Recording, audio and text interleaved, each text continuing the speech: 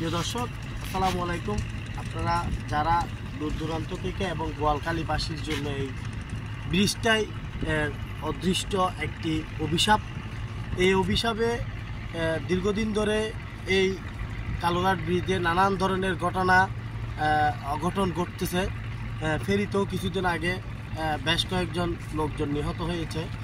তো আজকে যেই একটি গাড়ি, চাঁদের গাড়ি, এটা রানীহাট থেকে বাঁশ বোঝাই নিয়ে বোয়ালখালীতে আসছে।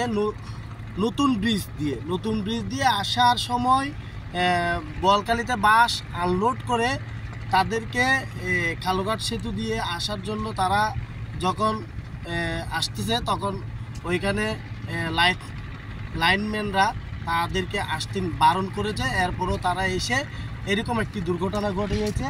এই দুর্ঘটনাটা কারো কাম্য নয়।